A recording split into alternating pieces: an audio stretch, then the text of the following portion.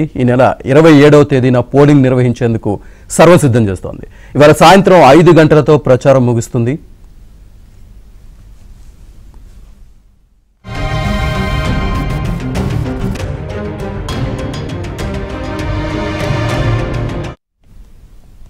ఈ నెల 27న ఉదయం 7 గంటల నుంచి సాయంత్రం 5 గంటల వరకు పోలింగ్ ఉంటుంది. అదే రోజు కౌంటింగ్ నిర్వహించి ఫలితాలను వెల్లడించనున్నారు.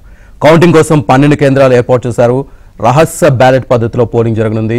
మొత్తం 11 ఏరియాల్లో ఎక్కువ ఓట్లు వచ్చిన సంఘాన్ని గుర్తింపు కార్మిక సంఘంగా గుర్తిస్తారు.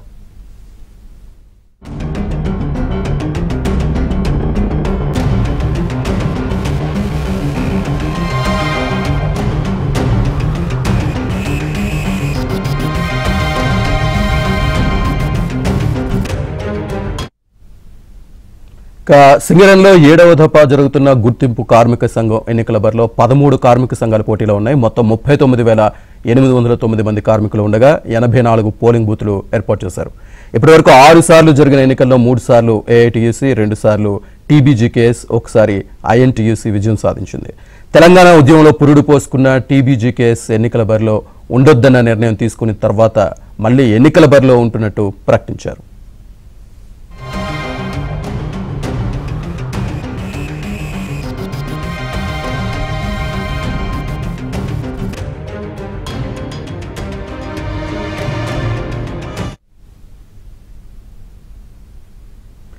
సింగరేణిలో ఎర్ర జెండా ఎగరేయాలనే పట్టుదలతో ఏఐటీయూసీ దూకుడుగా ఉండగా తన ఉనికి నిలబెట్టుకోవాలని టీబీజీకేఎస్ ప్రయత్నాలు చేస్తోంది. అయితే అధికారం అండతో జెండా ఎగరేయాలనే యాక్షన్ ప్లాన్తో ఐఎన్టీయూసీ రంగంలోకి దిగగా నల్ల సూర్యుల ఎన్నికలు రాజకీయాల్లో కాకర రేపుతున్నాయి.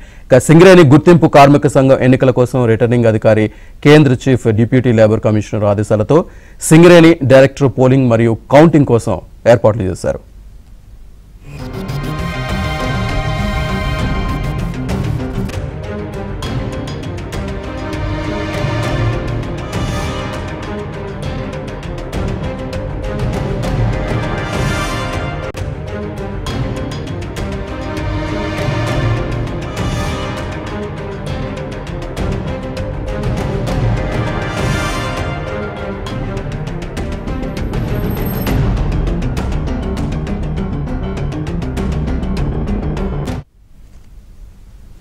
రైట్, ఇక సింగరేణిలో గుర్తింపు కార్మిక సంఘం ఎన్నికలకు సంబంధించి పూర్తి సమాచారాన్ని అందించడానికి మా కరెస్పాండెంట్స్ లైవ్లో సిద్ధంగా ఉన్నారు. కరీంనగర్ నుంచి అయితే శ్రీనివాస్ ఉన్నారు, అలాగే భద్రాద్రి నుంచి అయితే రవి ఉన్నారు, వరంగల్ నుంచి నవీన్ కూడా ఉన్నారు, ఇక ఆదిలాబాద్ నుంచి అయితే మాంతయ్య మనకి టెలిఫోన్ లైన్లో అందుబాటులో ఉంటారు. సో ముందుగా శ్రీనివాస్ దగ్గరికి వెళ్దాం. శ్రీనివాస్, ఈ కోల్డ్ వార్ అయితే ఈ రోజు సాయంత్రంతో ఒక ప్రచారానికి ఒక ముగింపు అయితే పడుతోంది. తదుపరి కార్యాచరణ ఏ విధంగా ఉండే అవకాశం ఉంది? అక్కడ అన్ని విధాల సర్వం సిద్ధం చేసినట్లుగా తెలుస్తోంది. ప్రస్తుతం అక్కడ తాజా పరిస్థితి ఏంటి?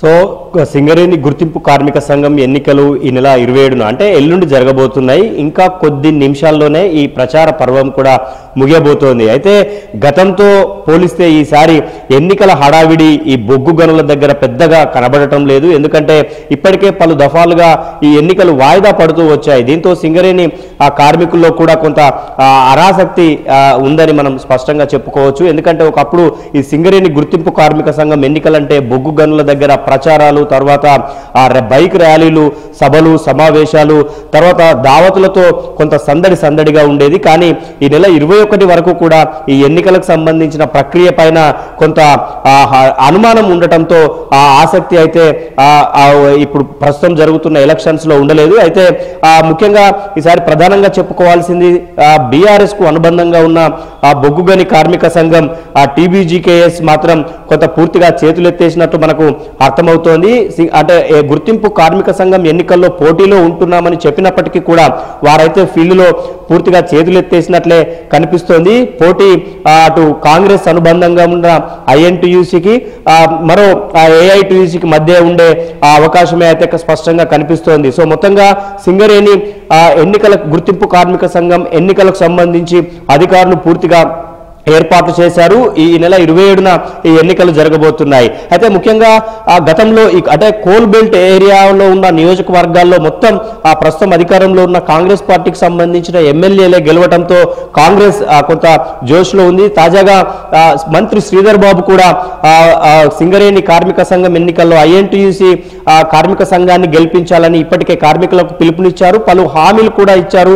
తమ అంటే కాంగ్రెస్ కు అనుబంధంగా ఉన్న ఐఎన్టీయూసీని గెలిపిస్తే ఆ కార్మికుల హక్కుల కోసం పోరాడటంతో పాటు అనేక కార్యక్రమాలను కూడా అమలు చేస్తామని ఆయన స్వయంగా ప్రకటించారు. సో మొత్తంగా సింగరేణి కార్మిక సంఘం గుర్తింపు కార్మిక సంఘం ఎన్నికల్లో కాంగ్రెస్ ఎమ్మెల్యేలంతా కూడా బొగ్గు గనుల మీదకి వచ్చి ఐఎన్టీయూసీ గెలుపు విషయాన్ని తమ భుజానికి వెతుకున్నారు. కార్మికులతో మాట్లాడుతున్న పరిస్థితి అయితే మనకు కనిపిస్తోంది. సో మొత్తంగా ఇంకా కొన్ని గంటల సమయం మాత్రమే ఉంది. 6 సంవత్సరాలుగా ఎదురు చూస్తున్న ఈ కార్మిక సంఘం ఎన్నికలు మొత్తానికి ఎట్టకేలకు జరగబోతున్నాయి. సో టీబీజీకేఎస్ అయితే పూర్తిగా చేతులెత్తేసిన పరిస్థితి అయితే కనిపించింది. ఎన్నికలకు ముందు భిన్నమైన ప్రకటనలతో కొంత గుర్తింపు అంటే టీబీజీకేఎస్ లో కొంత భిన్నమైన వాతావరణంతో పాటు కొంత పోటీ చేయాలన్న ఆసక్తి కూడా తగ్గింది. చాలా మంది ఇప్పటికే ఇతర అంటే ఐఎన్టీయూసీ కానీ ఏఐటీయూసీ అనుబంధ కార్మిక సంఘం గూటికి ద్వితీయ తృతీయ శ్రేణి లీడర్లంతా చేరిపోవడంతో సో పూర్తిగా టీబీజీకేఎస్ చేతులెత్తేసిన పరిస్థితి అయితే కనిపిస్తోంది. సో మొత్తానికి పోటీ మాత్రం ఐఎన్టీయూసీ ఏఐటీయూసీ మధ్య ఉండే అవకాశం అయితే కనిపిస్తోంది. శ్రీనివాస్, ప్రధానంగా కాంగ్రెస్ సిపిఐ పార్టీలు గత ఎన్నికల్లో కలిసి పోటీ చేసినప్పుడు ఇప్పుడు సింగరేణి కార్మిక సంఘం గుర్తింపు ఎన్నికల్లో మాత్రం ఇద్దరు వేరువేరుగా పోటీ చేస్తున్నారు కదా. సో ఐఎన్టీయూసీ కానివ్వండి లేకపోతే ఏఐటీయూసీ మధ్య ఈ పోరు ఏ విధంగా ఉండే అవకాశం ఉంది? సో మొత్తానికి ఐఎన్టీయూసీ ఏఐటీయూసీ మధ్య పోరు జరగబోతోంది. వాస్తవానికి ఈ కోల్ బెల్ట్ అంతా కూడా ఎమ్మెల్యేలు అంటే మెజారిటీ పూర్తిగా ఎమ్మెల్యేలంతా కాంగ్రెస్ పార్టీకి సంబంధించిన ఎమ్మెల్యేలు ఉండటంతో ఆ పార్టీకి అనుబంధంగా ఉన్న ఐఎన్టీయూసీకే కొంత ఎక్కువ మొగ్గు చూపే అంటే కార్మికులంతా కూడా అటువైపే మొగ్గు చూపే అవకాశం అయితే కనిపిస్తోంది. మీరు అన్నట్లు అసెంబ్లీ ఎన్నికల వాతావరణం పూర్తిగా సింగరేణి గుర్తింపు కార్మిక సంఘం ఎన్నికలతో పోలిస్తే పూర్తిగా భిన్నంగా కనిపిస్తోంది. సో ఆ అసెంబ్లీ ఎన్నికల్లో దోస్తీ చేసిన సిపిఐ తర్వాత కాంగ్రెస్ ఇప్పుడు ఈ సింగరేణి బొగ్గుగని గుర్తింపు కార్మిక సంఘం ఎన్నికల్లో పూర్తిగా నువ్వా నేనా అన్న రీతిలో తలపడుతున్న పరిస్థితిని మనం చూస్తూ ఉన్నాం. ఆ రెండు గుర్తింపు అంటే ఆ రెండు జాతీయ కార్మిక సంఘం వాళ్ళపైనే కొంత పోటాపోటీ అయితే నెలకొని ఉన్న పరిస్థితి అయితే కనిపిస్తోంది. అయితే కాంగ్రెస్ అనుబంధంగా ఉన్న ఐఎన్టీయూసీని మాత్రం గెలిపించాలని కాంగ్రెస్ పార్టీ ఎమ్మెల్యేలంతా బొగ్గు గనుల మీదకి వచ్చి కార్మికులతో మీటింగ్లు పెట్టడం, వారందరినీ కూడా ఎన్నికలకు సంబంధించి తమ వైపు నిలబడాలని కోరుతూ ఉండటం, పలు హామీలు ఇస్తూ ఉండటంతో కొంత వాళ్ళైతే జోష్లో ఉన్న పరిస్థితి అయితే కనిపిస్తోంది. అదే సమయంలో ఏఐటీయూసీ కూడా కొంత దూకుడుగానే వ్యవహరిస్తోంది.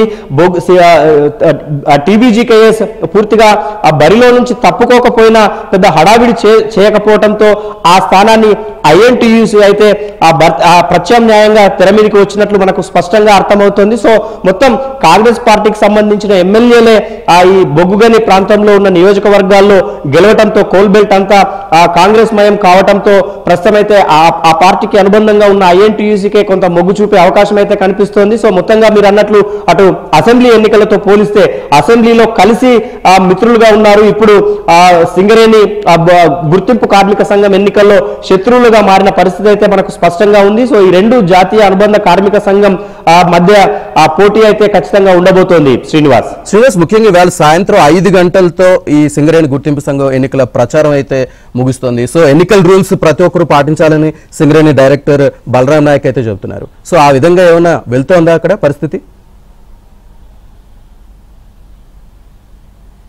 అంటే వాస్తవానికి ఇప్పటికే సింగరేణి గుర్తింపు కార్మిక సంఘం ఎన్నికలు చాలా సార్లు వాయిదా పడ్డాయి. ఒకప్పుడు సింగరేణి కార్మిక సంఘం గుర్తింపు కార్మిక సంఘం ఎలక్షన్స్ తో పోలిస్తే అసలు ఈసారి పెద్దగా కళ కూడా లేదు. అసలు అలా వచ్చి ఇలా వెళ్తున్నాయి అన్న రీతిలోనే ఈ ఎలక్షన్స్ జరుగుతున్నాయే తప్ప ఒకప్పటి ర్యాలీలు, సభలు, సమావేశాలు, సింగరేణి అంటే ఈ బొగ్గు గనుల దగ్గర జరుగుతున్న మీటింగులు లాంటివి ఇప్పుడైతే పెద్దగా కనబడటం లేదు. సో మీరు అన్నట్టు ఎన్నికల నిబంధనలను అనుసరించి ప్రస్తుతం ప్రభుత్వానికైతే అనుసరిస్తున్నట్లే మనం భావించాలి. ఎందుకంటే పెద్దగా సమయం కూడా లేదు.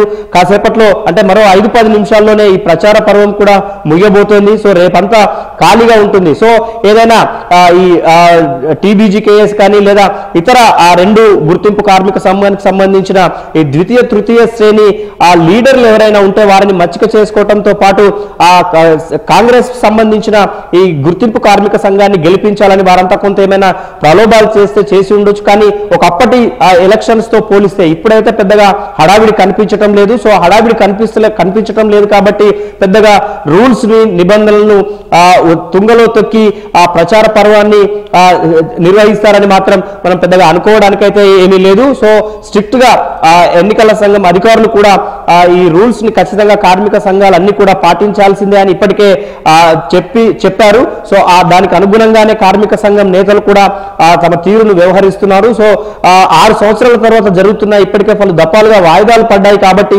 వాళ్ళలో కూడా పెద్దగా ఈ ఎలక్షన్స్ హడావిడి కనబడటం లేదు. సో ఎలక్షన్స్ జరుగుతున్నాయా, పార్టిసిపేట్ చేస్తున్నామా అన్న రీతిలోనే ఉన్నారే తప్ప పెద్దగా ఈ రూల్స్ వయలేషన్ దాకా పోతున్నారని మాత్రం పెద్దగా అనుకోవటం అయితే అక్కడి ఆ వాతావరణం అయితే కనబడటం లేదు. Srinivas. Right Srinivas, thank you. Right, ఇక ఈవేళ ఉదయం నుంచి చూస్తే కనుక కొత్తగూడెంలోని సింగరేణి ప్రధాన కార్యాలయం దగ్గర అయితే ఐఎన్టీయూసీ కావండి ఏఐసియు దగ్గర మాత్రం ఒక వివాదం అయితే నెలకొంటున్న పరిస్థితి అయితే కనిపిస్తూ ఉంది. సో కొత్తగూడెం ఎమ్మెల్యే కోననేని సాంబశివరావు ఒక పక్క ఎన్నికల ప్రచారాన్ని అయితే కొనసాగిస్తున్నారు. మంత్రి పొంగులేటి శ్రీనివాసరెడ్డి కూడా అదేవిధంగా తన కార్యాలయంలో కూర్చొని మాట్లాడుతున్న పరిస్థితులు కనిపిస్తున్నాయి. సో మార్నింగ్ నుంచి అక్కడ ఒక ఉద్రిక్తమైన పరిస్థితి